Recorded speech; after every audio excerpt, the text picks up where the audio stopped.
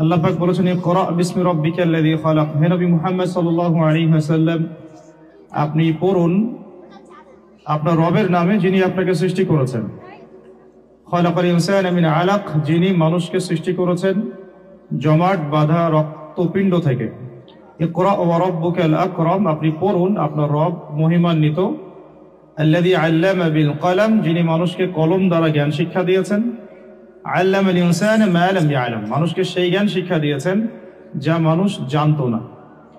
এই আয়াতগুলো আমরা অনেকেই আগেও শুনেছি, অর্থও জানি, কিন্তু কিছুটা তাৎপর্য ব্যাখ্যা করার চেষ্টা করছি। আল্লাহ সুবহানাহু ওয়া তাআলা এখানে প্রথমে পড়তে বলেছেন, কিন্তু কি পড়তে বলেছেন আর এই আয়াতটা কখন নাজিল হয়েছে, কোন প্রেক্ষাপটে, এটা হচ্ছে মূল বিষয়। আসলে নবী সাল্লাল্লাহু আলাইহি ওয়াসাল্লাম এমন একটা সমাজে বড় হয়ে উঠছিলেন যেই সমাজটার চিত্র বর্তমান সময়কার মতোই অনেকটা বলছি, কারণ আমার মতে মক্কার ওই জাহেলি পরিবেশটা, অর্থাৎ আবু জেহেলের ওই সমাজটা বর্তমান সময়ের চেয়ে অনেক ভালো ছিল, এটা আমার মত। আবু জেহেলের সমাজটাকে আমরা বলি আইয়ামে জাহেলিয়াত। আবু জাহেল, আবু লাহাব, উতবা, সাইবা, এগুলো আমাদের কাছে গালি হয়ে গিয়েছে, কিন্তু আবু জেহেলের যুগটা ছিল আমাদের যুগের চাইতেও তুলনামূলক বেটার। কেমন বেটার সেটা একটু পরে বুঝতে পারবেন ইনশাআল্লাহ। তো আবু জেহেলের যুগটাতে মেইনলি যে প্রবলেমগুলো ছিল সেটা হলো শিরকের সমস্যা। আল্লাহ পাকের একত্ববাদের সাথে অংশীদার সাব্যস্ত করা হতো, স্ট্যাচু ওয়ার্শিপ হতো, রিবা বা সুদ ভিত্তিক একটা অর্থনৈতিক সমস্যা ছিল, ব্যবসার ক্ষেত্রে জুলুম হতো, আমানতের খেয়ানত হতো, তারপরে সেখানে মাদকদ্রব্য ছিল, জিনা প্রকট ছিল, ব্যভিচার ছিল, মানুষকে অনেক সময় পশুর মতো আচরণ করা হতো, কন্যা সন্তানকে জীবিত দাফনও করা হয়েছে। এছাড়া নারী জাতির অবমাননাও ছিল, পাশাপাশি গোত্রীয় হানাহানি প্রকট ছিল। যদি একটু বিচক্ষণতার সাথে আপনি খেয়াল করেন বুঝতে পারবেন যে বর্তমান যুগে এই সমস্যাগুলো কোনোটাই কমে নাই, বরং আরো অনেক বেড়ে গেছে। এখনকার যুগে যে আমরা শিরক মুক্ত পরিবেশে বসবাস করি এমন নয়, বরং তৎকালীন মানুষরা লা ইলাহা ইল্লাল্লাহ সাক্ষ্য না দিয়ে শিরক করত। আমরা কোনো ক্ষেত্রে লা ইলাহা ইল্লাল্লাহ মুহাম্মাদুর রাসূলুল্লাহ সাক্ষ্য দিয়েও শিরক করছি আর কি। কোনো ক্ষেত্রে আমরা জানিও না শিরক কাকে বলে, কত প্রকার বা কি কি।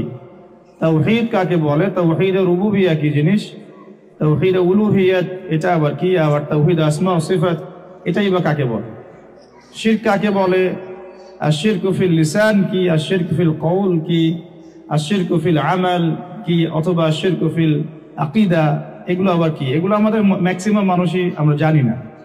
তো এখন শিরকের একটা ছড়াছড়ি আছে। তখনকার শিরকটা ধর্মীয় ক্ষেত্র ছিল, এখনকার শিরকটা মোটামুটি রিলিজিয়াস পার্সপেক্টিভ পার হয়ে ইকোনমিক্সের মধ্যে চলে আসছে, ওয়ার্ল্ড অ্যাফেয়ার্সে আসছে এবং পলিটিক্যাল অ্যাফেয়ার্সের মধ্যেও আসছে, কোনো ক্ষেত্রে এডুকেশনের মধ্যেও আসছে আর কি।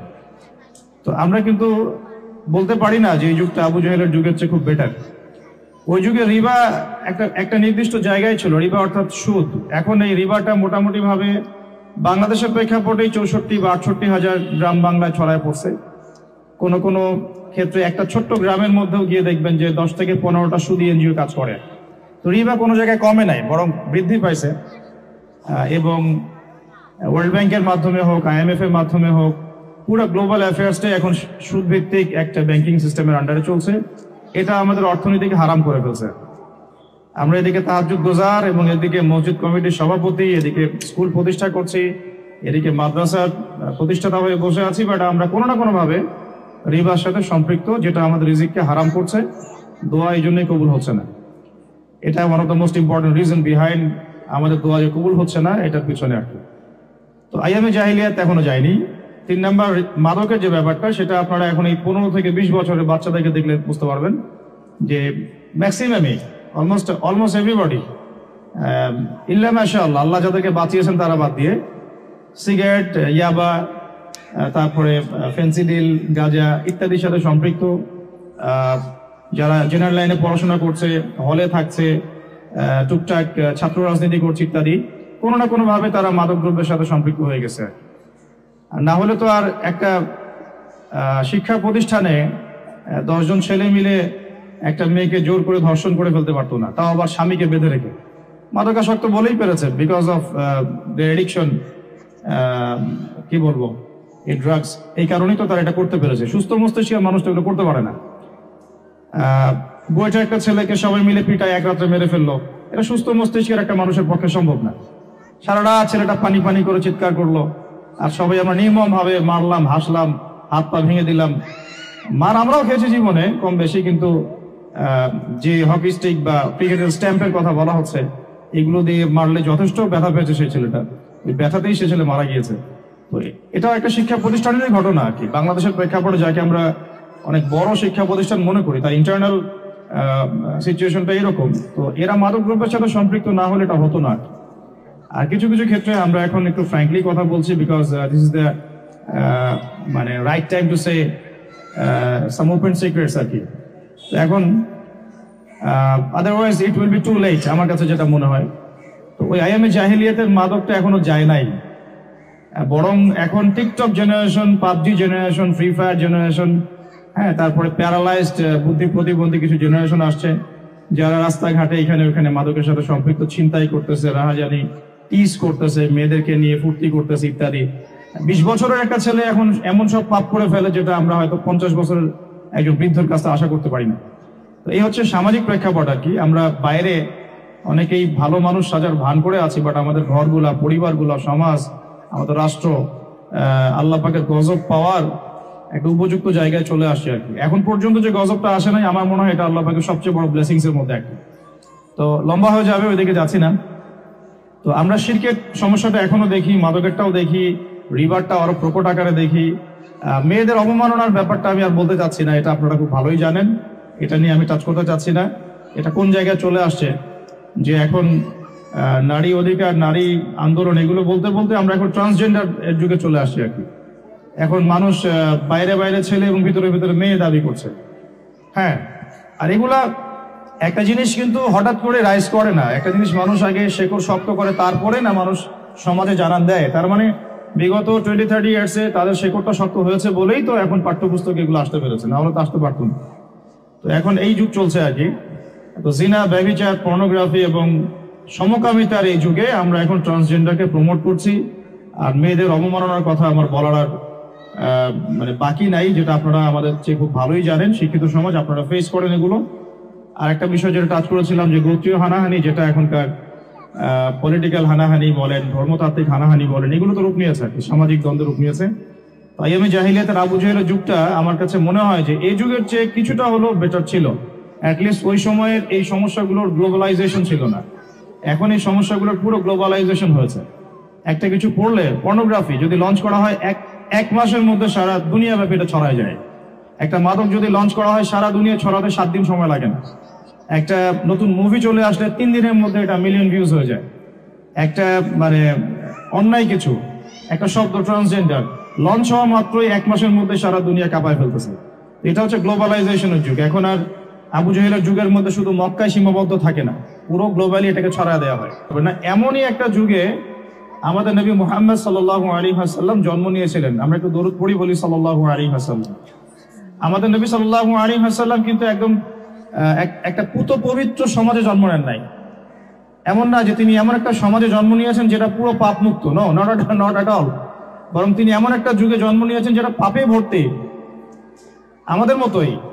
কিন্তু এরপরেও তিনি নিজে কখনো শিরকের সাথে যুক্ত হন নাই, সুদের সাথে, মাদকের সাথে, জিনার সাথে, গোত্রীয় হানাহানির সাথে তিনি কখনো সম্পৃক্ততা রাখেন নাই। তার মানে আমরা যে অনেকে যুগের দোহাই দেই, সমাজে দোহাই দেই, সমাজে দোহাই দিয়ে বলি যে এই সমাজটা এমন, আমি আবার কিভাবে আউট অফ দ্য সোসাইটি থাকতে পারি, এই লজিকটা আসলে টিকবে না আল্লাহর কাছে। আল্লাহ রাব্বুল আলামিনের হাবিব মুহাম্মদ সাল্লাল্লাহু আলাইহি ওয়াসাল্লাম এইরকম একটা সমাজে বেড়ে উঠেছিলেন। তারপরে আল্লাহ রাব্বুল আলামিন যেহেতু তাকে নবী বানাবেন, বা আগে থেকেই আল্লাহ পাকের তাকদীরে এটা লেখা আছে, তাই তিনি সমাজের এই জাহিলিয়াতগুলো থেকে নিজেকে সেভ করতেন, বাঁচিয়ে রাখতেন। হেরা গুহে একা একা বসে থাকতেন, এগুলো কিন্তু আমরা দেখে আসছি আর কি। মানে কেন তিনি হেরা গুহে একা বসে থাকতেন? তিনি কি ওখানে গিয়ে আসলে কোনো তপস্যা ধ্যান করতেন? আসলে ব্যাপারটা এমন না। তিনি সমাজের এই অরাজকতাগুলো দেখে নিজে খুব কষ্ট পেতেন। যেমন আপনি যদি 100% ইসলাম ফলো করা শুরু করেন, পাশের বাসায় যদি ধুমধারাক্কা গান বাজে, আপনার খারাপ লাগবে, আপনি মানে এম্বারাসড ফিল করবেন। খুবই রাগ উঠবে আপনার, মনে হবে যে কানটা বন্ধ করে রাখি অথবা গিয়ে ওদেরকে শাসাই। নবী সাল্লাল্লাহু আলাইহি ওয়াসাল্লাম যখন দেখছেন সমাজের মধ্যে এইরকম সমস্যা, উনার কাছে সমাজটা তখন ভালো লাগছিল না। দ্যাট ইজ ওয়াই তিনি ওখান থেকে কাট অফ হয়ে হেরা গুহায় গিয়ে তিনি রাত কাটানো শুরু করলেন এবং আল্লাহকে ডাকা শুরু করলেন, আল্লাহ কিভাবে আমি এই সমাজটাকে, সোসাইটিকে চেঞ্জ করব। তখনই আল্লাহ পাক সূরা আলাকের এই যে 5টা আয়াত নাজিল করেছেন যে পড়ুন আপনি। এখানে আমাদেরকে বুঝতে হবে, আল্লাহ পাক প্রথমে বলেন নাই যে এই সোসাইটি চেঞ্জ করতে চাও তুমি, তাহলে তুমি আগে নামাজ পড়ো, তুমি আগে সুদ খেও না, তুমি আগে মূর্তি পূজা ছেড়ে দাও, তুমি আগে এদের সাথে সশস্ত্র যুদ্ধ করো। আল্লাহ রাব্বুল আলামিন এমন কোনো কথাই বলেন নাই। মেয়েদেরকে পর্দায় রাখো, এমন কোনো কথা আল্লাহ পাক প্রথমে নাজিল করেন নাই। আল্লাহ পাক বরং বলছেন তুমি পড়ো। আর এমন একজন মানুষকে আল্লাহ পাক এই কথা বলছেন যিনি আদতে লিখতেও জানেন না, পড়তেও জানেন না। আমাদের নবী সাল্লাল্লাহু আলাইহি ওয়াসাল্লামকে বলা হয় উম্মি নবী, অর্থাৎ তিনি স্বাক্ষর করতে পারতেন না। আমরা যেমন এখন শিক্ষার মানদণ্ড ফিক্স করেছি, কে কত বেশি সাইন করতে পারে, 76%, 86%, 56%, এটা শিক্ষার মানদণ্ড না। নবী সাল্লাল্লাহু আলাইহি ওয়াসাল্লাম নিজে নাম সিগনেচার করতে পারতেন না, তারপরেও তিনি এই মহাবিশ্বের সবচেয়ে জ্ঞানী মানুষ। তাহলে শিক্ষার মানদণ্ড আসলে কি? আমরা একটা বাইরের চোখ দিয়ে ওয়ার্ল্ডটাকে দেখতেছি। নবী সাল্লাল্লাহু আলাইহি ওয়াসাল্লামকে আল্লাহ পাক বললেন পড়ুন। নবীজি বলছেন, ওই সময়ও বলছেন মা আনা বিকারি, আমি তো পড়তে জানি না। তখন জিবরাইল আলাইহিস সালাম তাকে চেপে ধরলেন খুব শক্ত করে, আবার ছেড়ে দিয়ে বলছেন ইকরা, পড়ুন। তিনি আবারও বলছেন মা আনা বিকারি, আমি তো পড়তে জানি না, আমি তো পড়তে শিখি নাই কখনো, আমি তো আলিফ বা তা চিনি না। আবার চিপে ধরলেন শক্ত করে, তিনি বলছেন আমার মনে হয় জীবনটা বের হয়ে যাবে, এত শক্ত করে ধরেছেন। ছেড়ে দিলেন, ছেড়ে দিয়ে বললেন ইকরা বিসমি রাব্বিকাল্লাযী খালাক, পড়ুন আপনার রবের নামে যিনি আপনাকে সৃষ্টি করেছেন। মানে পড়া আপনাকে আপনার রবই শিখাবেন ইনশাআল্লাহ। জ্ঞান তাহলে কার পক্ষ থেকে আসবে? আল্লাহর পক্ষ থেকে জ্ঞান আসে। তার মানে ইকরা বিসমি রাব্বিকাল্লাযী খালাক, প্রত্যেকটা ইউনিভার্সিটির বাইরে এই জিনিসটা লেখা আছে। যত সেকুলার ইনস্টিটিউশন আছে যেখানে আল্লাহ বিরোধী সংবিধানও পড়ানো হয়, সেখানেও লেখা আছে ইকরা বিসমি রাব্বিকাল্লাযী খালাক, পড়ুন আপনার রবের নামে যিনি আপনাকে সৃষ্টি করেছেন। তাহলে ওই আয়াতটার কি ব্যাখ্যাটা বুঝলেন আপনারা? এখানে বোঝানো হচ্ছে পড়ুন আপনার সেই রবের নামে যিনি আপনাকে সৃষ্টি করেছেন। মানে যে জ্ঞান আমাকে আল্লাহর দিকে নিয়ে যায় সেটাই হলো দ্য ডেফিনেশন অফ নলেজ। আবার বলতেছি, যে জ্ঞানটা আমাকে আল্লাহর দিকে নিয়ে যাবে সেটাই হলো জ্ঞানের সংজ্ঞা। যেই জ্ঞান আমাকে আল্লাহ থেকে দূরে সরায় দেয় ওইটা জ্ঞান নয়, এটাকেই বলে জাহেলিয়া, অজ্ঞতা। এখন আমরা যদি একটু টপ টু বটম হিসাব করি যে কোন কোন সাবজেক্ট, কোন কোন জ্ঞানগুলো আমাদেরকে আল্লাহর দিকে নিচ্ছে আর কোন কোন সিস্টেম আমাদেরকে আল্লাহ থেকে দূরে সরাচ্ছে, ব্যাস নিজেরাই ক্যালকুলেশন করে বের করতে পারবো কোনটা নলেজ আর কোনটা what is the definition of knowledge. তো এখন কথা হচ্ছে এর পরের আয়াতে আল্লাহ পাক বলছেন যে ইকরা বিসমি রাব্বিকাল্লাযী খালাক, খালাকাল ইনসানা মিন আলাক। দেখো মানুষ এমনি এমনি অটোমেটিক্যালি সৃষ্টি হয়নি, মানুষকে আল্লাহ পাক আলাক থেকে সৃষ্টি করেছেন। যে আল্লাহ তোমাকে সৃষ্টি করেছেন সেই আল্লাহর দিকে যে জ্ঞান তোমাকে নিয়ে যাবে ওই জ্ঞান তুমি চর্চা করো, ওই জ্ঞান তুমি পড়ো। তারপরে ইকরা ওয়া রাব্বুকাল আকরাম, পড়ো কারণ তোমার রব মহিমান্বিত। তিনি তো লা তুযাহুল মানাত নন, তিনি মহাপরাক্রমশালী আল্লাহ সুবহানাল্লাহ, যিনি আলিমুল গায়বি ওয়াশ শাহাদা, যিনি আগেরও জ্ঞান জানেন পিছনেরও জ্ঞান জানেন, যিনি এই মহাবিশ্ব সৃষ্টি করার আগেই সব জ্ঞান লিপিবদ্ধ করে ফেলেছেন লাউহে মাহফুজে। তিনি জানেন এক্স্যাক্টলি কোন দিনে কিয়ামত হবে। তিনি মহাবিশ্বের প্রত্যেকটা প্রাণীর তাকদীর সম্পর্কে জানেন। আমাদের জ্ঞান কতটুকু আমরা জানি না আগামীকাল কি ঘটবে আমাদের সাথে। সেই মানে ক্ষুদ্র জ্ঞান নিয়ে আমরা মহাপরাক্রমশালী আল্লাহ পাকের জ্ঞানকে টক্কর দিচ্ছি এখন। আর কি সিচুয়েশনটা এখন এমন। আল্লাযী আল্লামা বিল কলম, শুধু তাই নয়, যে আল্লাহ মানুষকে কলম দিয়ে জ্ঞান শিক্ষা দিয়েছেন। এখানে পড়ার সাথে লেখার একটা ঘনিষ্ঠ সম্পর্ক আছে। কারণ আমি হাদিস রিসার্চ করতে গিয়ে পেয়েছি যে আল্লাহ রাব্বুল আলামিন কলম সৃষ্টি করেছিলেন 50,000 বছর আগে। সর্বপ্রথম যে সৃষ্টিগুলো আল্লাহ পাকে তার মধ্যে আরশে আজিম, তারপরে কলম, লাউহে মাহফুজ। কলম সৃষ্টি করে আল্লাহ বলেছেন, কলমকে বলেছেন তুমি লিখো। কলম কথা বলেছিল যে মাযা আকতুব, আমি কি লিখবো। আল্লাহ পাক বলেছেন উকতুব, তুমি লিখো, কিয়ামত পর্যন্ত যা হবে সব লিখো। কলম লেখা শুরু করেছে, কিয়ামত পর্যন্ত যা হবে সব লেখা হয়ে গেছে। এটা ডান কুদি আল আমর। এমনকি মেরাজের রাতে নবী সাল্লাল্লাহু আলাইহি ওয়াসাল্লাম যখন সপ্তম আসমানের উপরে গিয়ে এখান থেকে তিনি যখন সিদরাতুল মুনতাহা পার হয়ে যাচ্ছেন তখন কলমের সেই যে লেখার খসখস শব্দ তিনি শুনতে পাচ্ছিলেন। আমরা এগুলা বুঝি না। যে পড়ার সাথে লেখার একটা গভীর সম্পর্ক আছে। আল্লাযী আল্লামা বিল কলম আল্লামাল ইনসান মা লাম ইয়ালাম, এটা আরো বড় শব্দ, এটা আরো বড় বাক্য। আল্লামাল ইনসান, যে আল্লাহ মানুষকে জ্ঞান শিক্ষা দিয়েছেন, মা লাম ইয়ালাম, যে জ্ঞান মানুষ জানতো না। আমরা সৃষ্টিগতভাবে জ্ঞানী ছিলাম না, ফুল স্টপ। আমাদের কোনো জ্ঞান ছিল না। আপনি যত জ্ঞানতাত্ত্বিক দর্শন আছে ঘাটেন, আপনি 3টা দর্শন পাবেন। একটু আমার দিকে ফোকাস করেন। জ্ঞানতাত্ত্বিক যত দর্শন আছে, আমি ফিলোসফির স্টুডেন্ট ছিলাম এক সময়, এগুলো সব বই আমাদের পড়া শেষ আলহামদুলিল্লাহ, এবং আমাদের রেজাল্ট কখনো সেকেন্ড ক্লাসও আসে নাই। জ্ঞানতাত্ত্বিক যত দর্শন আছে দেখবেন 3 ভাগে বিভক্ত। পৃথিবীর বড় বড় যত দার্শনিক আছে, অমুসলিম দার্শনিক আগে, পশ্চিমা, চাইনিজ, রাশিয়ান ইত্যাদি ইত্যাদি, তাদের দর্শন হচ্ছে জ্ঞান আসছে বুদ্ধি থেকে, তাদের ধারণা জ্ঞান আসছে বুদ্ধি থেকে। আবার এর বাইরে আরেক শ্রেণীর আছে দার্শনিক, তারা বলে জ্ঞান আসছে অভিজ্ঞতা থেকে। বুদ্ধি থেকে যারা আসছে ওদেরকে বলা হয় বুদ্ধিবাদী দার্শনিক, অভিজ্ঞতাবাদী যারা ওদেরকে বলে অভিজ্ঞতাবাদী ফিলোসফার। আবার এক শ্রেণীর দার্শনিক আছে যারা আবার দুটাকে সমন্বয় করেছে, তারা বলছে না, বুদ্ধি থেকেও আসছে, অভিজ্ঞতা থেকেও আসছে। এরা কোনো কনক্লুশনে আসতে পারে না যে নলেজ আসলে কি। এখানে আমরা কনক্লুশন পাচ্ছি যে আল্লাহ রাব্বুল আলামিন বলেছেন জ্ঞান আমার পক্ষ থেকে আসছে, সুবহানাল্লাহ। জ্ঞান না বুদ্ধি থেকে আসছে, আর জ্ঞান না অভিজ্ঞতা থেকে আসছে, আর না সমন্বয় কোনো মতবাদ থেকে আসছে। বরং আল্লাহ বলছেন আল্লামাল ইনসান মা লাম ইয়ালাম, আমি আল্লাহ মানুষকে সেই জ্ঞান শিক্ষা দিয়েছি যে জ্ঞান মানুষ আদৌ জানতো না, সুবহানাল্লাহ। এই দলিল কোথায় আছে? সূরা বাকারা খোলেন, প্রথম দিকে পাবেন আপনি। আল্লাহ পাক বলছেন যে ওয়াল্লামা আদামাল আসমাআ কুল্লাহা, পড়লেই দেখতে পারবেন। আল্লাহ পাক ফেরেশতাদেরকে ডাকলেন, ডেকে বললেন যে আমি আদমকে সৃষ্টি করতে চাই, খলিফা সৃষ্টি করতে চাই, তোমাদের কি মত? ফেরেশতারা বললেন যে আতাজআলু ফিহা মান ইউফসিদু ফিহা, আপনি কি এমন কাউকে সৃষ্টি করতে চান যে পৃথিবীতে গিয়ে ফিতনা ফাসাদ সৃষ্টি করবে, ও রক্তপাত ঘটাবে, ও ইয়াসফিকুদ দিমা। আল্লাহ বলছেন ইন্নী আ'লামু মা লা তা'লামুন, আমি যা জানি তোমরা তা জানো না। আমি এই ডিটেইলস গল্পটা ঘটনা বলতে চাচ্ছি না, সময় আমার হাতে নাই এত। আমি বলতে যাচ্ছি আল্লাহ পাক আদম আলাইহিস সালামকে সৃষ্টি করে সর্বপ্রথম তাকে জ্ঞান শিক্ষা দিয়েছেন। শুধু জ্ঞান না, আল্লাহ বলছেন ওয়াল্লামাল আদামা আসমাআ কুল্লাহা। সামান্য আরবিক জানলে আপনি বুঝতে পারবেন যে আল্লাহ পাক বলছেন যে আমি আদমকে এই মহাবিশ্বের সব জ্ঞান শিক্ষা দিয়েছি। আমাদের পিতামাতা গাছের ছাল বাকল পরে থাকতো না।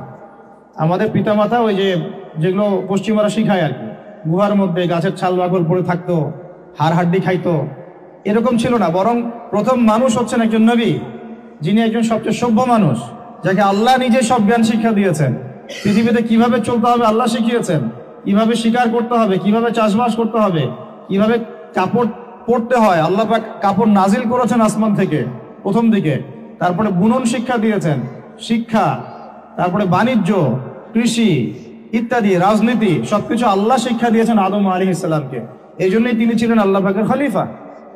খলিফা মানে পৃথিবীতে যে আল্লাহর হুকুম বাস্তবায়ন করে, যে পৃথিবীতে আল্লাহর হুকুম বাস্তবায়ন করে সে আল্লাহর খলিফা।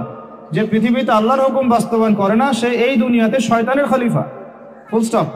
তো আদম আলাইহিস সালাম আল্লাহ পাক তাকে নিজ নিজ জ্ঞানে জ্ঞানী করেছেন, তার পক্ষ থেকে জ্ঞান শিক্ষা দিয়েছেন। এরপরেই ফেরেশতাদেরকে দিয়ে সিজদা করিয়েছেন। আমাদের চোখের কারণে না, কানের কারণে না, বডির শেপের কারণে না, ফিজিক্যাল শক্তির কারণে না। কারণ আমাদের এই দুনিয়া যত মানুষ আছে, এই যে 500 কোটি 700 কোটি আমরা বলি, একজন ফেরেশতার একটা পাখার বাড়ি দিয়ে সবগুলোকে শেষ করে দেওয়া যাবে। আমার কথা কি বুঝতে পারছেন? আল্লাহ পাকের এত শক্তিশালী মালায়েকা আছে, এত শক্তিশালীও আছে, যারা এই পৃথিবীর একটা অঞ্চলকে শুধু পাখা দিয়ে উঠিয়েছিলেন। জর্ডান জায়গাটার, ডেড সি, মৃত সাগর, এই জায়গাটার ওইখানে থাকতো সাদুম নামে এক গোত্র, যারা ছিল সমকামী, মানে হোমোসেক্সুয়াল, এখনকার শরীফার মতো আর কি। আল্লাহ পাক তাদেরকে এইভাবে ফেরেশতার ডানায় উঠিয়ে উপর থেকে পাথর নিক্ষেপ করে থেতলা করে উল্টা দিকে দাফন করেছেন একজন ফেরেশতার পাখা দিয়ে, জিবরাইল আলাইহিস সালাম। তো তাহলে ফেরেশতাদেরকে আল্লাহ পাক যে বললেন আদমকে সিজদা করো, এটা কিসের মানদণ্ডে? ফিজিক্যাল স্ট্রেংথের, নাকি স্ট্রাকচারের, নাকি অন্য কিছু? অবশ্যই এটা জ্ঞানের মানদণ্ডে। কারণ ফেরেশতারা সেই নাম বলতে পারেন নাই যেটা আদম আলাইহিস সালাম বলে দিয়েছেন। ফেরেশতারা সেই নাম বলতে পারেন নাই যেগুলো আদম আলাইহিস সালাম বলে দিয়েছেন। কারণ আল্লাহ পাক তাদেরকে ওটা শিখান নাই, আমাদেরকে শিখিয়েছেন। তাহলে দেখুন, আমরা সম্মানিত হয়েছি জ্ঞানের মানদণ্ডে। আর এই জ্ঞান এসেছে কার পক্ষ থেকে বলেন? আল্লাহর পক্ষ থেকে। তাহলে আমরা এখন জ্ঞানের উৎসও জানলাম, সংজ্ঞাও জানলাম। জ্ঞান কি, জ্ঞান মানে সেটাই যে আল্লাহর পক্ষ থেকে আসে, যা আমার ইহকালীন কল্যাণ করবে, পরকালে মুক্তি দিবে। শুধু ইহকালীন কল্যাণ যদি করে তাহলে এটাকে আমরা বলি বস্তুবাদিতা, মেটেরিয়ালিজম। আপনারা অনেকে শিক্ষিত মানুষ এখানে, সবাই জানেন, এগুলো বোঝেন। এটাকে বলি বস্তুবাদিতা বা মেটেরিয়ালিজম, যেটা আমার দুনিয়ার কল্যাণে কাজে দিবে। ফর এক্সাম্পল টেকনোলজি, আমার সায়েন্স, আমার মেডিকেল সায়েন্স, আমার ইঞ্জিনিয়ারিং, এগুলো জ্ঞান, অবশ্যই জ্ঞান, উপকারী জ্ঞান, বাট এটা আমার পরকালে কোনো কাজ নাই। দুনিয়ার জন্য যদি এটা উপকারী হয়, কোরআন সুন্নাহর সাথে সাংঘর্ষিক না হয়, ইটস ওকে, আমরা এটা নিতে পারবো এই পর্যন্ত। যদি আবার সাংঘর্ষিক হয়ে যায়, ফুল স্টপ, তখন আবার নেওয়া যাবে না। তো এটাও জ্ঞানের একটা অংশ, এটাও জ্ঞানের একটা পার্ট। আর আরেকটা পার্ট হচ্ছে যেটা আমাকে হেয়ার আফটার, পরকালে আমাকে মুক্তি দিবে। এটা কিন্তু বস্তুবাদী জ্ঞান আমাকে দিতে পারবে না। এটা কোন জ্ঞান দিবে? আল্লাহর ওহী ভিত্তিক কোরআন এবং সুন্নাহর জ্ঞান। তাহলে জ্ঞানের ডেফিনেশন জানলাম, জ্ঞান কাকে বলে সেটাও জানলাম, কার পক্ষ থেকে আসছে সেটাও জানলাম। এখন শোনেন যে এই জ্ঞানটা প্রত্যেক নবী আম্বিয়া কেরাম চর্চা করেছেন। আদম আলাইহিস সালাম থেকে শুরু করে মুহাম্মদ সাল্লাল্লাহু আলাইহি ওয়াসাল্লাম পর্যন্ত। আমরা যে বলি, অনেকেই বলি 1,24,000, কেউ বলে 2,24,000, সংখ্যাটা আল্লাহ ভালো জানেন। যত নবী রাসূলকে আল্লাহ পাঠিয়েছেন ওই আসমানি জ্ঞান দিয়েই পাঠিয়েছেন, যেই জ্ঞানকে আমরা বলি ওয়াহী। এক সময় ছিল তাওরাত, দেন জাবুর, ইনজিল, কোরআন। এভাবে প্রত্যেক যুগে যুগে আল্লাহ পাক নবী রাসূল পাঠিয়েছেন, তাদের কাছে আল্লাহ পাক জ্ঞান পাঠিয়েছেন, ওহী পাঠিয়েছেন, আসমানি কিতাব পাঠিয়েছেন। আল্লাহ বলছেন ওয়ালিকুল্লি কওমিন হাদ, আমি প্রত্যেক কওমের মধ্যেই হেদায়েত দাতা পাঠিয়েছি। তারা মানুষকে জ্ঞান শিক্ষা দিতেন, আত্মশুদ্ধি অর্জন করাতেন, দুনিয়ার জন্য যা করলেন সেটাও শিক্ষা দিতেন, পরকালের জন্য যেটা করলেন সেটাও শিক্ষা দিতেন। এটা ছিল আর কি কমপ্লিট কোড অফ সিলেবাস, আর কি দ্য সিলেবাস অফ এডুকেশন, এরকম ছিল। এখন আবু জেহেলের যুগটার কথা একটু ভুলে গেছেন কিনা, একটু মনে করেন তো। ওই আবু জেহেলের যুগটার কথা আমি যে বললাম আপনাদেরকে, একটু আমি মনে করাই দিই যে ওই যুগটা কি পরিবর্তন হয়েছিল কি হয় নাই, বলেন কতদিন লাগছে সময়? কে বলতে পারবেন? 23 বছর। কতদিন? 23 বছর। আমাদের সবারই নবী সাল্লাল্লাহু আলাইহি ওয়াসাল্লামের জীবনীটা অন্তত একবার পড়া উচিত। 23 বছর সময় লেগেছে তার এই সমাজটা পরিবর্তন করতে। এখন আমি যদি বলি 23 বছর আগের আর পরের মক্কাকে আপনি একটু কম্পেয়ার করেন। 23 বছর আগের মক্কায় যে পাপগুলোর কথা বললাম আমি, জাহেলিয়াতগুলোর কথা বললাম, ঠিক 23 বছর পরের মক্কায় কি এগুলোর কোনো অস্তিত্ব আছে? বলেন। 23 বছর পরের মক্কায় কোনো শিরক পাবেন? কোনো মূর্তি পূজা, কোনো নারীর শ্লীলতাহানি, রেপ, ধর্ষণ, জিনা, ব্যভিচার, মাদক, গোত্রীয় হানাহানি বা সুদ, কোনো কিছু ছিল না। তারপরে আমরা এই যুগটাকে সবচেয়ে শ্রেষ্ঠ যুগ বলে স্বীকার করতে এখন চাচ্ছি না, আধুনিকতার দোহাই দিয়ে আর কি, সো কল্ড। দেখুন, এই 23 বছরের নবী সাল্লাল্লাহু আলাইহি ওয়াসাল্লাম পানি পড়া খাওয়ায় বেড়ান নাই মানুষকে। তিনি মানুষকে খালি ফু দিয়ে বের হন নাই, তিনি শুধু তাসবিহ দানা নিয়ে সুবহানাল্লাহ সুবহানাল্লাহ, আলহামদুলিল্লাহ আলহামদুলিল্লাহ, আল্লাহু আকবার আল্লাহু আকবার, এমন কোন সাহাবী আপনি দেখাতে পারবেন না যে সাহাবী কোরআন তেলাওয়াত করতে জানতেন না। এমন কোন সাহাবী আপনি খুঁজে পাবেন না যিনি কোরআনের অর্থ জানতেন না। এমন কোন মহিলা সাহাবী আপনি পাবেন না যিনি কোরআন জানতেন না, হাদিস জানতেন না, উসুল বুঝতেন না, ফিকহ বুঝতেন না, মাসলা মাসাইল বুঝতেন না, আকীদা ঠিক ছিল না, ইত্যাদি ইত্যাদি। এমন কোন মানুষ আপনি তখন খুঁজে পাবেন না। এখন হচ্ছে এটা আমাদের সমাজের মৌলিক সমস্যা। আর এখন যদি আপনি 90% মুসলিমের এই বাংলাদেশে সার্চ করেন, যদিও এটা এখন 90% নাই, অলমোস্ট 80% চলে আসছে, বিকজ দিন দিন আমাদের এখানে খ্রিস্টানদের সংখ্যা বাড়ছে, কাদিয়ানীদের সংখ্যা বাড়ছে, আরো অন্যান্য জাতিদের সংখ্যা বাড়ছে, বিকজ অফ আমাদের শীত নিদ্রা। আমরা বলি আমরা এখন শীত নিদ্রায় আছি। আমরা পড়ে আছি জিলাপি, খোরমা, বিরিয়ানি, হাত বাঁধা, আমিন জোরে আসতে ইত্যাদি নিয়ে। এদিকে মাশাআল্লাহ নাউজুবিল্লাহ যা কাজ হওয়ার হয়ে যাচ্ছে, যা ধ্বংস হওয়ার সেটা হয়ে যাচ্ছে। তো এখন কথা হচ্ছে যে এই যে পরিবর্তনটা নবী সাল্লাল্লাহু আলাইহি ওয়াসাল্লাম করলেন, আমরা যদি এখন আমাদের দেশের দিকে তাকাই, ধরে নিলাম 90%ই মুসলিম দেশ, আপনি 90% মুসলিমের মধ্যে 80% দেখবেন নামাজই পড়ে না, নামাজই পড়ে না। 80% মেয়ে দেখবেন পর্দা নাই, 80% ফ্যামিলির মধ্যে প্রপার ইসলাম প্রতিষ্ঠা নাই, 80% মুসলমান আমাদের দেশে বিশুদ্ধ করে কোরআন তেলাওয়াত করতে পারে না। 80% মুসলমান দেখবেন যাকাত ফরজ হয়েছে যাদের, তারা যাকাত দেয় না। রমজান মাসে সওম অনেকে রাখেন না। আমরা সৎ কাজে আদেশ সবাই করি না, অসৎ কাজে নিষেধের তো প্রশ্নই ওঠে না, সৎ কাজে আদেশও সবাই করি না। আবার আমরা যারা ধর্মতাত্ত্বিক কথা বলছি দাড়ি টুপি নিয়ে, আমাদের মতো ডিভাইডেশনের অভাব নাই, একেবারে হাজার হাজারটা ডিভাইডেশনে আমরা অলরেডি লিপ্ত হয়ে গেছি আর কি। এই যে একটা সমস্যা, আবার ইকোনমিক লাইফে আমরা ম্যাক্সিমামই সুদ খাচ্ছি, আমরা আমারও খেয়ালত করতেছি, মাপে কম দিচ্ছি, দুর্নীতি করতেছি, জানি আল্লাহ বলে একজন আছেন, জানি রসুল বলে একজন আছেন, জানি মৃত্যু হবে, জানি কিয়ামতে জবাবদিহি করতে হবে, জানার পরেও প্রত্যেকটা ক্ষেত্রে টপ টু বটম আমরা চোর, চুরি করতেছি, দুর্নীতি করতেছি, আমাদের খেয়ানত করতেছি, এবং আমরা বাইরে আবার জুমার নামাজও পড়তেছি, ঈদের নামাজও পড়তেছি, কোনো কোনো ক্ষেত্রে চিল্লা দিচ্ছি এবং শেষ বয়সে হজ করে মনে করতেছি যে আমি মাশাআল্লাহ জান্নাতে চলে যাব। আমাদের ইসলামের কনসেপ্টটা এরকম। এই কারণে আসলে আমরা আলটিমেট যে একটা সোশ্যাল রেভলিউশনের কথা বলি, এটা হয়ে উঠতেছে না। এখন অনেক বড় বড় কথা বলে ফেললাম, এখন আমি বেসিক জায়গাতে এসে শেষ করি। দেখেন, নবী সাল্লাল্লাহু আলাইহি ওয়াসাল্লামের এই যে ভিত্তিটা, বেসটা সমাজ সংস্কারের, এটা তার ইন্তেকালের সাথে সাথে কিন্তু শেষ হয়ে যায় নাই। শেষ হয়ে গিয়েছিল কি? বরং তারপরে 4 খলিফার যুগ আসছে। কত খলিফা বলেন? আপনারা তো জানেন অনেকেই। আবু বকর রাদিয়াল্লাহু আনহু প্রায় 2-2.5 বছর শাসন করেছেন। তখন কি ওটা চেঞ্জ হয়ে গিয়েছিল, আবার জাহিলিয়াতে চলে গেছিল? না, ওই জায়গা ছিল, বরং আরো ডেভেলপ করেছে। তারপরে ওমর রাদিয়াল্লাহু আনহু 10 বছর। এই 10 বছরকে বলা হয় বিশ্বের ইতিহাসের সেরা শাসন। আজ পর্যন্ত কেউ এটা প্রতিষ্ঠা করতে পারেনি, পেরেছে? আধুনিক রাষ্ট্র ব্যবস্থার প্রত্যেকটাই ওমর রাদিয়াল্লাহু আনহু থেকেই আসছে, প্রত্যেকটা মন্ত্রণালয় পর্যন্ত। এরা এটা স্বীকার করতে চায় না। আমার সাথে যদি বসে ডিবেট, আমি প্রমাণ করে দেখাবো ইনশাআল্লাহ। তারপরে আসছে উসমান রাদিয়াল্লাহু আনহুর 12 বছর, আরো ডেভেলপ করেছে। তারপরে আসছে আলী রাদিয়াল্লাহু আনহুর প্রায় 2-2.5-3 বছর। ওই সময় একটু গৃহযুদ্ধ হয়েছিল। এটা সাহাবীদের ব্যাপার, আমরা এগুলো নিয়ে কোনো মন্তব্য করব না। সাহাবীদের মধ্যে যত কনফ্লিক্টই হোক না কেন, আমরা তাদেরকে নিয়ে কোনো মন্তব্য করতে যাব না। এটা আকীদার খেলাফ আহলুস সুন্নাহ ওয়াল জামাত। তো 4 খলিফার 30 বছরে ইসলাম আরো আগায় গেছে, পিছায় নাই কেন? এক পাও পিছায় নাই, আলহামদুলিল্লাহ। এরপরে কি ইসলাম থেমে গেছে? না। এরপর আসছে উমাইয়াদের শাসন। উমাইয়ারা 97 বছর শাসন করছে ওই প্ল্যাটফর্মের উপর দাঁড়াই। তারপরে শাসন করছে আব্বাসীয়রা প্রায় 550 বছর ওই প্ল্যাটফর্মের উপর দাঁড়াই। বরং আব্বাসীয়দের সময় আপনারা জানেন, ওই যে খলিফা আল মামুনের নাম শুনেছেন না? খলিফা আল মামুন। তো তখন দেখা যায় যে বাইতুল হিকমা, আমরা যেটাকে বলি দ্য নলেজ অফ উইজডম, বাগদাদে প্রতিষ্ঠা করা হয়েছিল। পৃথিবীর ইতিহাসে এইরকম সমৃদ্ধ বিশ্ববিদ্যালয় লাইব্রেরি কখনো হয় নাই, যেটা 1258 সালে এই তাতার মঙ্গলরা এসে ধ্বংস করেছিল। ওখানে প্রায় 6 লক্ষ কিতাব ছিল। ওই 6 লক্ষ কিতাবকে তারা পুড়িয়েছে, এই ইউফ্রেটিস নদীতে ফেলে দিয়েছে। ওই কিতাবগুলো এখনো পাওয়া যায় না। না জানি এই কিতাবে কি কি জ্ঞান ছিল, আমরা জানিও না, কিন্তু এগুলো এখনো আনা হয়নি, পাওয়া যায়নি। আর ওরা আমাদের সভ্যতা ধ্বংস করে দিয়েছিল। এই যে মঙ্গলরা, তাতারিরা, হালাকু খায়, চেঙ্গিস খানের বংশধর যারা, এগুলো হয়েছে হিস্ট্রিতে। ওই জ্ঞানতাত্ত্বিক রেভলিউশনের উপর দাঁড়াই, ইকরা বিসমি রাব্বিকাল্লাযী খালাক, ওর উপর দাঁড়াই এই যে আমাদের খলিফারা শাসন করেছেন এভাবে। তারপরে আসছে মামলুকরা।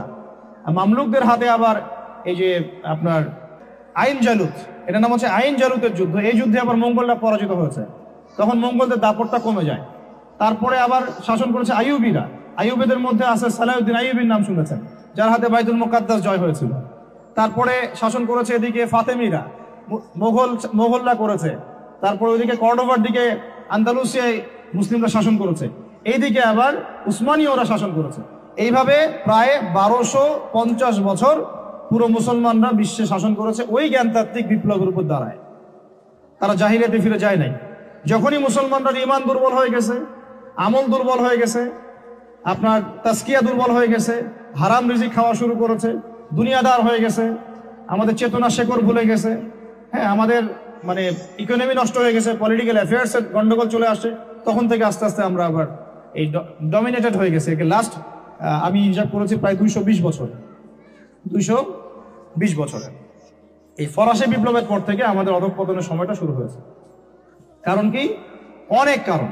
এই অনেক কারণের মধ্যে অন্যতম একটা কারণ হচ্ছে শিক্ষার ধ্বংস। আজকে যেহেতু আমরা এডুকেশন নিয়ে কথা বলছি, অন্য টপিকগুলো আমার টাচ করার দরকার নাই। অনেক কারণ। এই আমাদের যে লাস্ট 220 বছরে এই অধঃপতন, যে এখন আমাদেরকে নামাজের মাসআলা শেখাতে হয়, ওযুর মাসআলা শেখাতে হয়, আমাদের ছেলে মেয়েদেরকে ওমর, খালিদ, হামজার নাম শোনাতে হয়, চিনাতে হয়, হ্যাঁ, ইতিহাস জানাতে হয়, ফিকের মাসআলা শেখাতে হয়। কোরআন তেলাওয়াত করতে পারে না 80% মানুষ।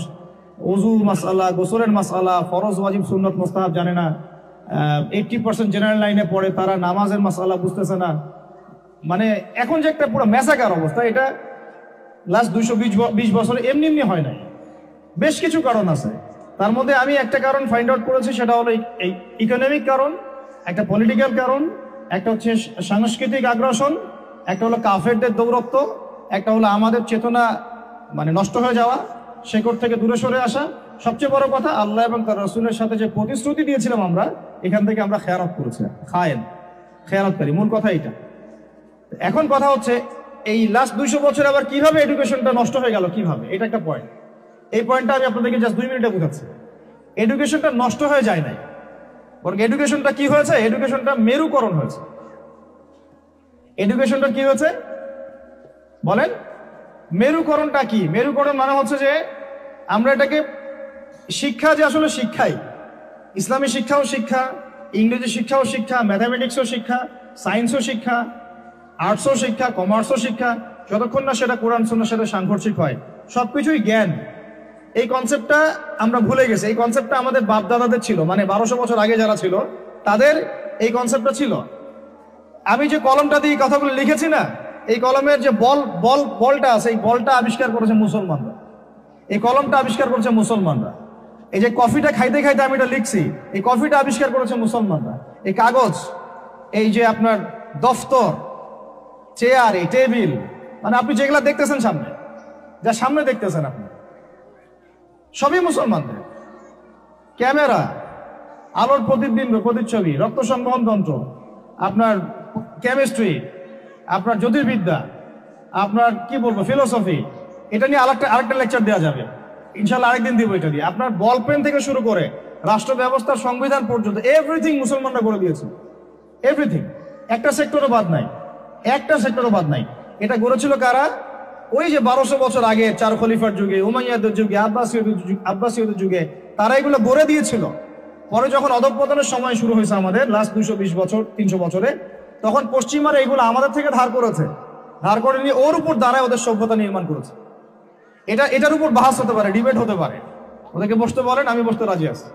এটার উপর বাহাস হতে পারে যে আমি বলছি যে কলমের বল থেকে শুরু করে আপনার কফি যেটা খাচ্ছেন আপনি, যে ল্যাপটপে আপনি অ্যালগোরিদম করে করে যে আমাদের ইসলামের বিরুদ্ধে বইপত্র লিখতেছেন, ওই অ্যালগোরিদম পর্যন্ত মুসলমানদের আবিষ্কার করে।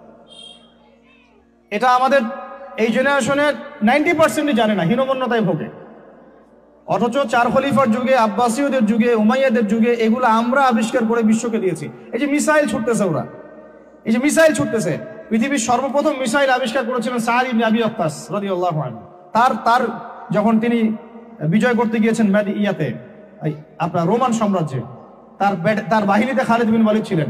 ওই সময় ওটাকে বলা হতো মিনজানিক, ওটাকে মিসাইল বলা হতো না, বলা হতো মিনজানিক। এম শব্দটা রেখে দিয়েছে ওরা, মিনজানিক আরবি শব্দ, ওরা এখান থেকে মিসাইল শব্দ আনছে, কিন্তু কাজটা একই। ওইটা দিয়ে রোমানদের ওই দেওয়াল দুর্গ ভেঙে দেওয়া হয়েছিল দূর থেকে। আমি জাস্ট বলতে চাচ্ছি 4 খলিফার যুগে, আব্বাসীয়দের যুগে, উমাইয়াদের যুগে বিশ্বে মুসলমানরা যে প্রত্যেকটা ডিপার্টমেন্ট করে দিয়েছে, ওর উপর দাঁড়ায় আজকের এই পশ্চিমারা দাঁড়ায় আছে, এই বিশ্ব দাঁড়ায় আছে। এখন শিক্ষার মেরুকরণটা কি হলো তাহলে? লাস্ট 220 বছরে শিক্ষাটাকে ভাগ করে ফেলা হলো, যে তোমরা যারা দাড়ি টুপি বলা মানুষ, তোমরা যারা ইবাদত বন্দেগী করতে চাও, তোমরা পড়বা কোরআন এবং হাদিস, তোমরা পড়বা উসুল, ফিকহ ইত্যাদি ইত্যাদি। আর যারা তোমরা ডাক্তার হতে চাও, ইঞ্জিনিয়ার হতে চাও, ব্যারিস্টার হতে চাও, তারপরে পলিটিশিয়ান হতে চাও ইত্যাদি ইত্যাদি, তোমরা পড়বা ইংরেজি, বাংলা, সায়েন্স, ম্যাথামেটিক্স, হ্যাঁ, আর্টস, কমার্স, ব্যারিস্ট্রি, মেডিকেল সায়েন্স ইত্যাদি তোমরা পড়বা। এই যে মেরুকরণ, এই মেরুকরণটাই হারাম হয়েছে। এটাই একটা বাজে জিনিস হয়েছে শিক্ষার মধ্যে। কখনো মেরুকরণ ছিল না, বরং ওমর রাদিয়াল্লাহু আনহুকে আপনি দেখেন, ওমর রাদিয়াল্লাহু আনহু একজন ফকিহ, একজন হাফেজ, একজন আলেম, একজন বিজ্ঞ খলিফা, পাশাপাশি একজন রাষ্ট্রপ্রধান। এখন আমাদের এগুলো বললে তো ওনারা রাগ করে। আমি তো খোলামেলা ওনাদের সাথে কথা বলি এখন, যে আপনাদের মধ্যে একজন ব্যক্তিকে জুমার খুতবা দিতে পাঠান দেখি, ইয়াতে মিম্বরে 360 জন এমপি একজনকে পাঠান যে জুমার খুতবা দিতে পারেন, দাঁড়ায় বলবে ইন্নাল হামদুলিল্লাহ নাহমাদুহু ওয়া নাস্তাঈনুহু মান ইয়াহদিহিল্লাহু ফালা মুদিল্লা লাহু ওয়া মান ইউদ্লিল ফালা হাদিয়া। আরবি দিয়ে জাস্ট 5টা মিনিট আপনি খুতবা দিবেন, জুমার খুতবা, এজ এ রাষ্ট্রপ্রধান। দেখেন পারে নাকি? 1200 বছর যিনি খলিফা তিনি খুতবা দিয়েছেন, তিনি ছিলেন ফকিহ, তিনি ছিলেন আলেম, তিনি ছিলেন বিজ্ঞ পণ্ডিত, তিনি হাফেজ। এই 1250 বছরে যিনি ফিলোসফার, তিনি এদিকে আবার মুহাদ্দিস, যিনি মেডিকেল সায়েন্সের দক্ষ, তিনি আবার এদিকে হাফেজ, সেখানে কারি, সেখানে আলেম। এই শিক্ষার বিভক্তিটা আমাদের মধ্যে ছিল না। সেকুলার কনসেপ্টগুলো যখন আসছে এই লাস্ট 200-300 বছরে, তখন থেকে আস্তে আস্তে শিক্ষাটাকে এভাবে ভাগ করে আমরা একাকার করে ফেললাম। এখন একজন মসজিদের ইমাম সাহেবকে আপনি যদি জিজ্ঞাসা করেন যে সিরিয়ার রাজধানীর নাম কি বলতে পারবে না অনেকেই। অর্থনীতির এটা কি, বিটকয়েন কি জিনিস, ও বলবে এটা আবার কি জিনিস। ক্রিপ্টোকারেন্সি কি, বলবে এটার নাম তো জীবনে শুনি নাই, অথচ এটা ইকোনমিক্সের একটা বেসিক জিনিস। ইনফ্লেশন কি, ইনফ্লেশন কি দেখবেন অনেকেই বলতে পারতেছে না, কিন্তু সে দাওরাত হাদিস পাস করেছে, ইফতা দিয়েছে, তাখাসুস করেছে। তাহলে তাহলে শিক্ষাটাকে আমরা এভাবে ভাগ করে ফেললাম। এদিকে আবার যারা জেনারেল লাইন আমরা পড়েছি, ধরেন জিজ্ঞাসা করেন যে ফরজ গোসল কেমন করে করতে হয়, সবাই ফরজ গোসল করি, কিন্তু আমরা যারা ম্যাচিউর ম্যারিড অনেকেই মাসালা ভুল আছে, অনেকেই পর্দা করে, পর্দার ফরজগুলো বলতে পারবে না। নামাজ, সবাই নামাজ পড়ে, নামাজের আরকান আহকামগুলো বলতে পারতেছে না। আমাদের এই যে ইয়াং জেনারেশন যারা স্কুলে কলেজ ইউনিভার্সিটিতে পড়েন, আপনি সবাইকে ধরে ধরে ধরে ধরে ওজুর খালি 4টা ফরজ জিজ্ঞাসা করেন, ওজুর 4 ফরজ কি বলো দেখি, দেখবেন বলতে পারতেছে না। এই যে অবস্থাটা, এটা কি আপনাদের কাছে মনে হয় এমনি এমনি হঠাৎ করে হয়েছে? নো, এটা বিগত 100-200 বছরে ওদের মেহনতের ফসল। আর আপনারা কি চাচ্ছেন এটা একদিনে একটা স্কুল দিয়ে চেঞ্জ করতে? মোটেই পসিবল না, আর মোটেই পসিবল না। আর যদি মনে করে একজন ভাই, একটা সরকার, একটা প্রশাসন, একটা ইসলামিক দল, তার উপর দায়িত্ব চাপাই দিলে আমরা দায়মুক্ত হব, কোনোদিনও সম্ভব না। আমাদেরকে এরকম আরো এরকম 30-40 বছরের একটা মিশন নিয়ে নামতে হবে। 30 বছর একটা মিশন নিয়ে নামতে হবে। 30 ইয়ার্সে আমরা কোন জেনারেশন দেখতে চাই। এই আমার মেয়েটার বয়স যখন, এখন বয়স 5 বছর 6 বছর, ওর বয়স যখন 20 বছর হবে, তখন আমি ওকে কোন জায়গায় দেখতে চাই, এবং এই 15 বছর আমি কিভাবে পড়ালে ওকে আমি ওই জায়গায় নিতে পারবো, এই ফিকিরটা আমাদেরকে করতে হবে। এখন কাজ মোটামুটি করা হয়ে গেছে, খালি দরকার সমন্বয়। এখন সমন্বয়ে আবু তোহা আদনান ভাই করবে না, সমন্বয়ে মিজানুর রহমান আজহারি ভাই করবে না, সমন্বয় বাংলাদেশের শিক্ষামন্ত্রীর দিকে তাকায় থেকে লাভ নাই, সমন্বয় অমুক হুজুর তমুক দল তারা করবে না। সমন্বয়ের দায়িত্ব আপনার সবার, আপনাদের সবার। কারণ সন্তান তো আপনার, আপনার ফিকির কি, আপনার চিন্তা কি। আমরা সবাই রেডিমেড পাইলে সেখানে গিয়ে একটা জিনিসকে মানে নার্সিং করতে চাই, যে ওরা করুক তারপরে গিয়ে আমি জয়েন হব না। এই চিন্তাটাই ত্যাগ করতে হবে, আপনাদেরকেই তৈরি করতে হবে প্ল্যাটফর্ম। আমি খোলামেলা কথা বলতেছি, আপনাদেরকে জায়গা দিতে হবে রংপুরে। যদি রংপুরে চান যে এরকম কোনো স্কুল না, এটা তো স্কুল একটা বিগিনিং, প্লে থেকে 5 পর্যন্ত, ওরা মাস্টার্স পড়বে না, মাস্টার্স পরীক্ষা দিবে না, ওই পর্যন্ত তো আরো 15 বছর বাকি আছে। এই 15 বছরে তো এই লাইনে গেলে ওকে জানোয়ার বানাই দিবে। এই 15 বছর যদি এই লাইনে যায়, দেখা এমন হতে পারে ও সমকামী হয়ে গেছে। ও কয়দিন পরে এসে একটা ছেলেকে বিয়ে করে এসে বলবে যে ও তো মনে মনে মেয়ে, তাই বিয়ে করছি। তখন আপনি মুখ দেখাবেন কিভাবে? এমন তো হইতেই পারে, অস্বাভাবিক কিছু না, এগুলো হচ্ছে তো এখন। তো এখন আমি খোলামেলা কথা বলতেছি যে এই দায়িত্বটা আমার বা আমাদের একার নয়। ভুল ধরা যাবে অনেক, আমাদের সীমাবদ্ধতার শেষ নাই, ভুলের কোনো শেষ নাই, স্বীকার করতেছি। এরা চেষ্টা করতেছে, কিন্তু আমি জানি চেষ্টাটা মানে প্রয়োজনের তুলনায় নিতান্তই কম। আমাদেরকে সবাই মিলে চেষ্টা করতে হবে। আগে দরকার জায়গা। যদি আপনার জায়গা থাকে বা আপনাদের যদি জায়গা থাকে, আগে আপনারা জায়গা দেন রংপুর শহরে। কারণ আমরা চাই না যে কোনো জায়গায় কারো বাসায় ভাড়া নিয়ে আমাকে প্রতিষ্ঠান করতে হয়, এটা আমি চাই না। এটা আমরা কেন করবো এটা? আমরা যদি আমাদের বাচ্চাদের ফিউচারের জন্য উদ্বিগ্ন থাকি, তাহলে আপনারও তো উদ্বিগ্ন হওয়া উচিত। আপনার যদি 100% জমি থাকে, 10% দিয়ে দেন, 20% দিয়ে দেন, 50% ওয়াকফ করে দেন। এটা আপনার কেয়ামতের জন্য, কেয়ামতের মাঠ পর্যন্ত জারিয়া হয়ে থাকবে ইনশাআল্লাহ। এটা তো আমার দায়িত্ব না, এটা আপনারও দায়িত্ব। আপনার যদি ব্যালেন্স থাকে, আপনি এখানে কন্ট্রিবিউট করেন, বিল্ডিং নির্মাণ আপনি করেন। আমার কাছে বলেন ভাই আপনি কি দিতে পারবেন, আমি আপনাকে পুরো সিলেবাস করে দিতে পারবো ইনশাআল্লাহ, একদম প্লে থেকে নিয়ে মাস্টার্স পর্যন্ত। আমি কিন্তু এমনি কথাগুলো বলি নাই। আমাকে যদি গভর্নমেন্ট এখনো ডাকে, কল করে উপরের লেভেল থেকে, আমি বলছি 5 বছর সময় নিব, খালি জাস্ট 5 বছর সময় নিব ইনশাআল্লাহ। আমাকে 100 জনের প্যানেল দিয়ে দেন, পুরো শিক্ষা সিস্টেম চেঞ্জ করে দেওয়া যাবে ইনশাআল্লাহ। আল্লাহ পাক আমাদেরকে বুদ্ধি প্রতিবন্ধী হিসেবে তৈরি করেন নাই। যারা আছে এদের মাথায় কি আছে, এরা কি পাশ করে আসছে, এটা আমরা খুব ভালো করে জানি, আমরা খুব ভালো করে জানি। কিন্তু আমরা অন্যকে আন্ডারএস্টিমেট করতে চাচ্ছি না, আমাদের নিজেদের উপর কনফিডেন্স আছে আমাদের। এটাকে চেঞ্জ করা খুবই সম্ভব, ভেরি মাচ পসিবল। এই ক্লাস 5 পর্যন্ত বাচ্চাদেরকে যদি আমরা এভাবে গড়ে তুলতে পারি, আস্তে আস্তে পর্যায়ক্রমে 8, 9, 10 এভাবে গিয়ে গিয়ে আমরা ইনশাল্লাহ মাস্টার্স পর্যন্ত যেতে পারবো। আর যদি দেখা যায় না এই সিস্টেমে পারছি না, তাহলে কোনো সমস্যা নেই, আমরা এটার নাম মাদ্রাসা দিয়ে দিব, কোনো সমস্যা নাই। তোহা জিন্নুরাইন ইসলামিক স্কুলের দরকার নাই, আমার তোহা জিন্নুরাইন ইসলামিক মাদ্রাসা থাকলেও চলবে। স্কুলই হতে হবে শেষে, নট নেসেসারি।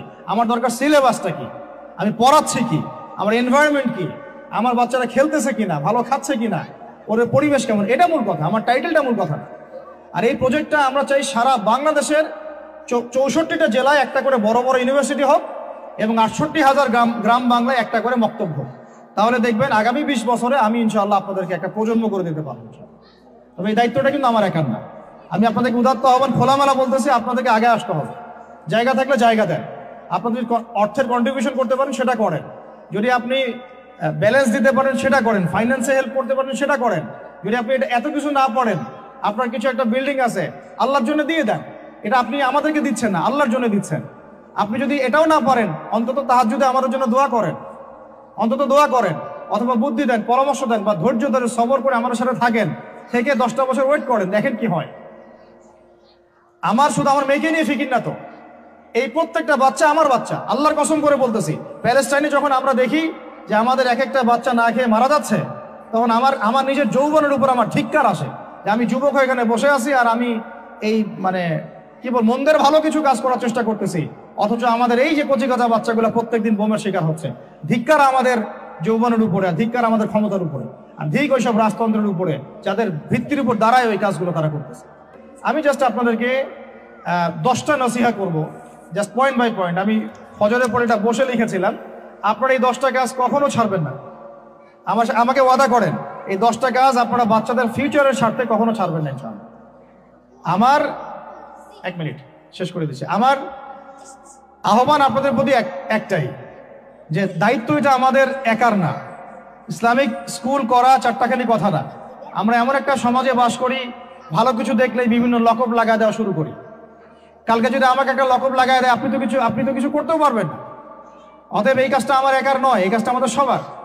ভালো কিছু দেখলেই আমরা ট্যাগ লাগানো শুরু করি। আর আমাদের ভিতরে যে শত্রুরা আছে, এরা থাকলে বাইরের শত্রুর দরকারই নাই। আর খোলামেলা কি বলবো আপনাদের, ইসলামিক স্কুল করাটা মূল উদ্দেশ্য না আমাদের। আমাদের উদ্দেশ্য হচ্ছে ইসলামিক ইউনিভার্সিটি করা, প্রত্যেক জেলায় অন্তত একটা করে, যেখানে একটা বড় ক্যাম্পাস থাকবে, আবাসিক জায়গা থাকবে, নুরানি থেকে শুরু করে নাজেরা, হিপস, একদম দাওরা ইফতা পর্যন্ত, পাশাপাশি প্লে থেকে মাস্টার্স পর্যন্ত, এই দুটাকে কম্বাইন করা হবে ইনশাআল্লাহ। এটার জন্য আপনাদের পক্ষ থেকে আমাদের দরকার সহযোগিতা। আমি এভাবে কিন্তু কখনো এভাবে সহযোগিতা কখনো অনলাইনেও চাই না, অফলাইনেও বলিনি কখনো। যতটুকু পারছি আমরা নিজেদের মতো করে করছি, বাট এটা আমার একার পক্ষে আর পসিবল না, আমাদের পক্ষে মোটেই পসিবল না। আমাদের বড় জায়গা দরকার, মাঠ দরকার, এরা খেলবে, আবাসিক জায়গা দরকার। তারপরে এদের ধরেন যে ভালো ভালো টিচার আনবো, আমাকে ভালো স্যালারি দেওয়া লাগবে। আমি যদি ট্রেনার আনতে চাই, আমাকে আরো ভালো ভালো স্যালারি দিতে হবে। আমার দরকার উন্নত পরিবেশ, হাইলি রেকমেন্ডেড একটা ক্যাম্পাস। আমার দরকার স্থায়ী ক্যাম্পাস, যেটা আমাদের স্থায়ী তোহা জিন্নুরাইন অ্যারাবিক মাদ্রাসার নামে ওয়াকফ করা, যেখানে অন্য কারো হস্তক্ষেপ থাকবে না। যে আমাদেরকে বাড়ির মালিক বললেই 2 দিন পর বলতে পারবে না কালকে ছেড়ে দেন বাড়ি, পরশুদিন ছেড়ে দেন বাড়ি, মানে মগের মূল্য। একটা প্রতিষ্ঠান মুহূর্তের মধ্যে তো ছেড়ে দেওয়া যায় না। একটা স্বপ্ন নিয়ে আমরা দাঁড়াইছি এখানে। এগুলো যারা বুঝে না তাদের সাথে তো আমাদের কথা বলে লাভ নেই। যারা বুঝেন তাদের প্রতি আমার উদাত্ত আহ্বান, আপনারা আপনাদের জায়গা থেকে আগায় আসেন ইনশাআল্লাহ। এটা আমাদের জন্য না, আপনি আপনার সন্তানের জন্য, এই সমাজের জন্য, এই জাতিকে ভালো কিছু দেওয়ার জন্য, একটা প্রজন্ম বিনির্মাণের স্বার্থে আপনারা আমাদের সাথে থাকবেন ইনশাআল্লাহ। এটা আমরা আশা করি আপনাদের কাছে। তো আমার 10টা নসিহত হচ্ছে, 1, যে আমাদের বাচ্চাদেরকে ওদের লক্ষ্যটাকে স্থির করাবেন। ওদের জীবনের লক্ষ্যটাকে 1 নাম্বার, ওদের জীবনের লক্ষ্য হবে জান্নাত। এবং আমাদের বরেণ্য যে মানে সিংহ পুরুষরা আছেন উম্মার, ওদেরকে চিনাই দিবেন, ওদের মতো ওদেরকে হতে বলবেন।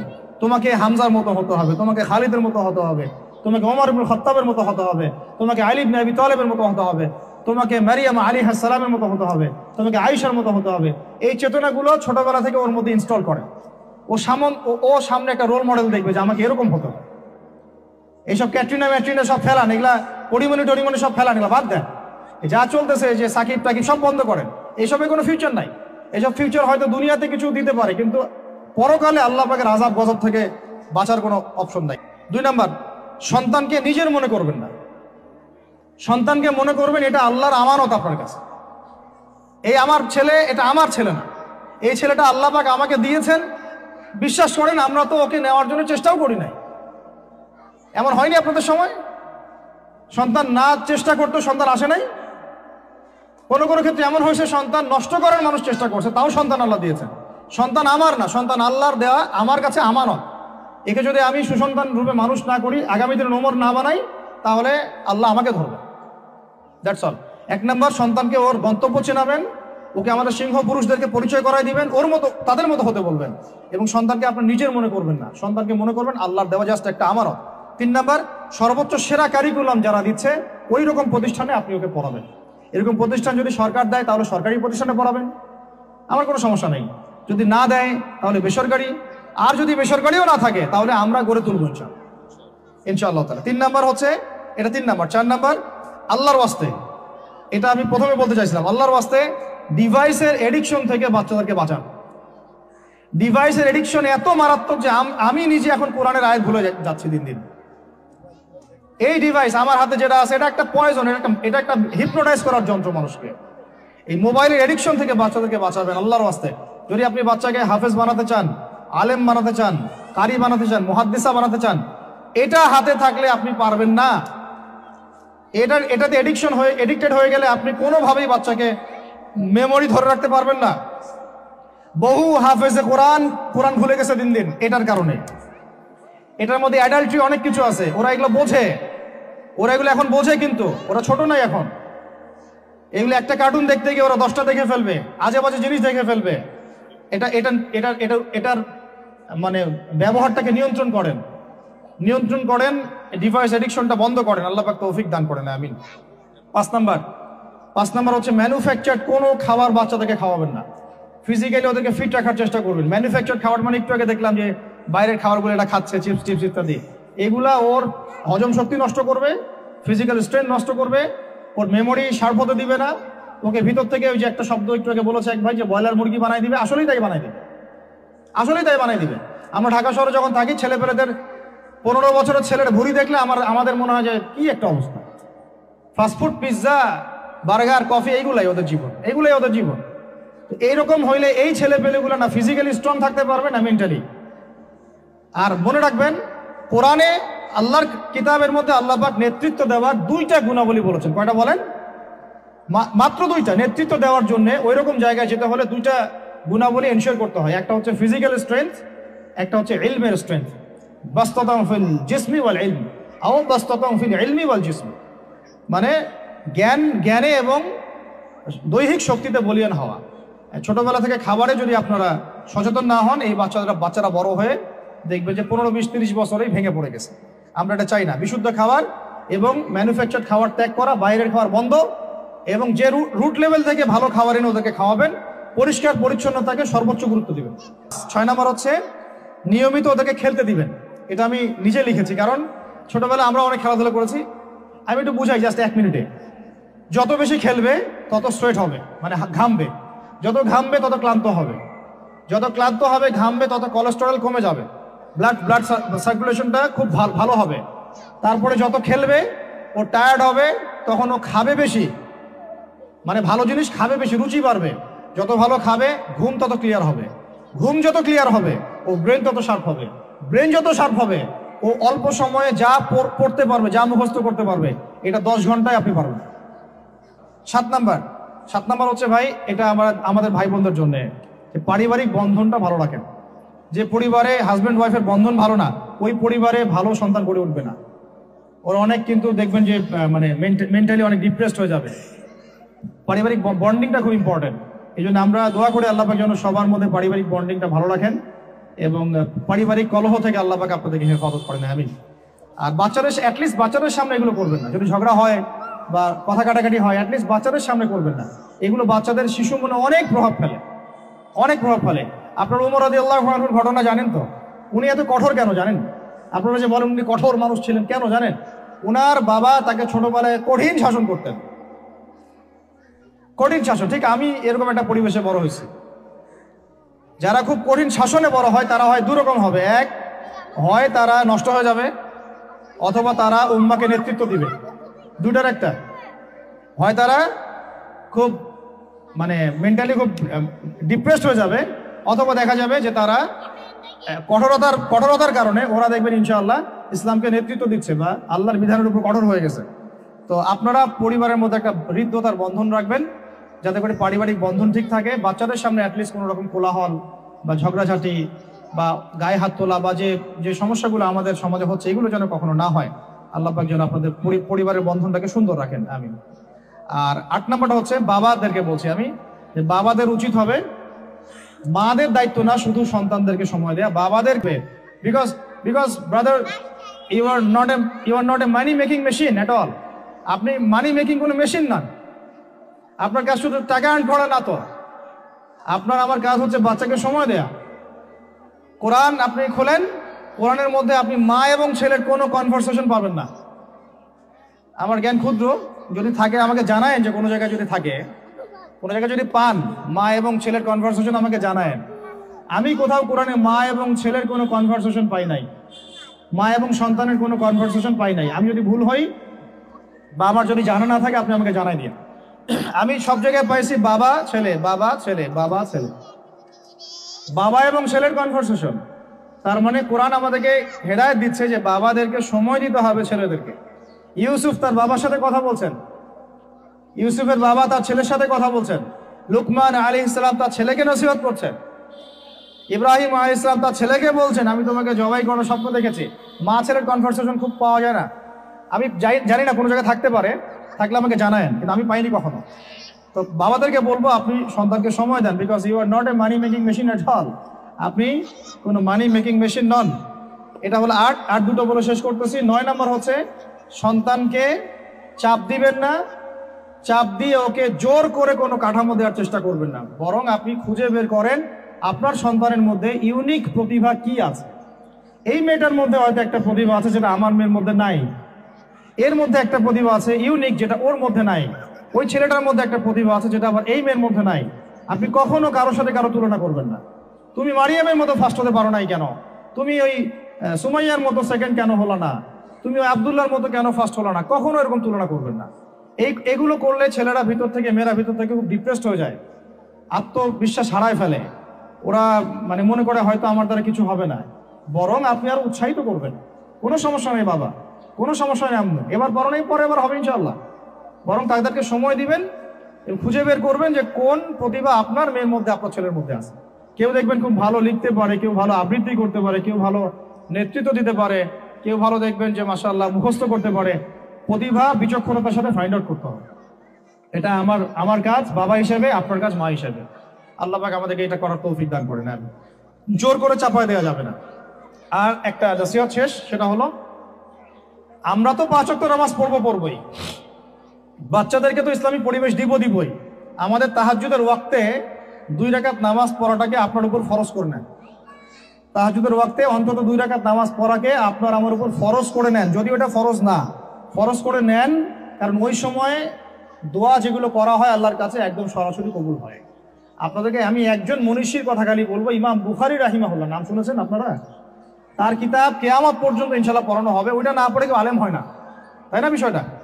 তিনি যে একসময় অন্ধ ছিলেন আপনারা কি জানেন? তিনি যে একসময় চোখে দেখতে পারতেন না আপনারা কয়জন জানেন? তার মা তাহাজ্জুদের ওয়াক্তে আল্লাহর কাছে কান্না করতে করতে করতে করতে, আল্লাহ আমার ছেলের চোখটা ভালো করে দাও, আল্লাহ আমার ছেলের দৃষ্টিশক্তি ফিরায় দাও, আল্লাহ আমার ছেলের দৃষ্টিশক্তি ফিরায় দাও। মায়ের এই দোয়া আল্লাহ পাকের আরশ পর্যন্ত পৌঁছে দেয় অলৌকিকভাবে, মিরাকুলাসলি। ইমাম বুখারী রাহিমাহুল্লাহ সকালবেলা উঠে চোখে দেখা শুরু করেছে। আজকে ইমাম বুখারী কি এবং তার কিতাবের মূল্য কি, তার মর্যাদা কোথায়, তার কিতাব না পড়লে আমাদের মতো কোনো মানুষ আলেম হতে পারবে না, এটা আমরা এখন স্বতঃস্বীকৃত। কিভাবে হয়েছে ভাই বোনেরা? দোয়ার মাধ্যমে। প্রচুর দোয়া করতে হবে সন্তানদের জন্য। আমি যতবার বাইতুল্লাহ যতবারই জিয়ারত করেছি, তাওয়াফ করেছি, প্রত্যেক তাওয়াফে আমি সবসময় দোয়া করি আমার ছেলে মেয়েদের জন্য। আল্লাহ আমার ছেলে ওসমানকে ওসমান রাদিয়াল্লাহু আনহুর মতো বানাও। শর্টকাট দোয়ার কি, আমার ছেলে মেয়ে মারিয়ামকে মারিয়াম আলাইহিস সালামের মতো বানায় দাও। আল্লাহ আমার মেয়ে আয়েশাকে আয়েশা রাদিয়াল্লাহু আনহার মতো বানায় দাও। আল্লাহ আমার ছেলে ওমরকে ওমর ইবনে খাত্তাবের মতো বানায় দাও।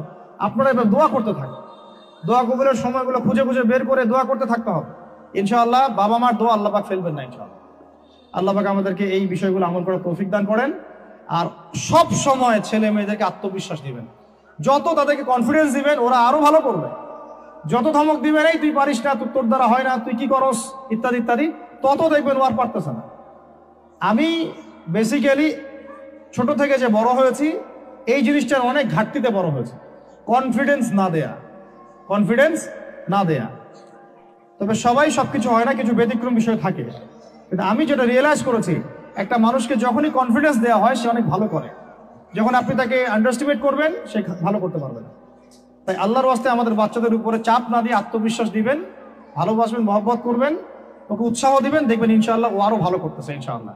মাশাআল্লাহ তুমি তো সুন্দর লিখছো, আরেকটু ভালো করো, ভালো হয়েছে তো মাশাআল্লাহ, আরেকটু করো, সুন্দর আর্ট করছো, আরেকটু ভালো করো, মাশাআল্লাহ একবারও তো মুখস্থ করে ফেলছো, আরেকবারও পারবা ইনশাআল্লাহ। ওকে এইভাবে বুস্ট আপ করতে থাকেন ইনশাআল্লাহ তাআলা। দেখবেন এভাবে যদি একটা পরিকল্পনা মাফিক আমরা আগাই, জাস্ট 20টা বছর সবর করি যদি আমরা, আল্লাহ পাক যেন আমাদেরকে তৌফিক দান করেন, টানা 20 বছর যদি আমরা নেক হায়াতের সাথে এভাবে রাত দিন 24 ঘন্টা নিরলস দিনের কাজ করতে পারি, অ্যাটলিস্ট এডুকেশন সেক্টরে, আমাদের তো পলিটিক্যাল সেকশন নাই, ইকোনমিক সেকশন আমাদের হাতে নাই, অ্যাটলিস্ট শিক্ষা সেক্টরে যদি আমরা এভাবে কাজ করতে পারি, আগামী 20 বছরে বাংলাদেশের শিক্ষা ক্ষেত্রের হুলিয়া পরিবর্তন করে ফেলা সম্ভব ইনশাআল্লাহ।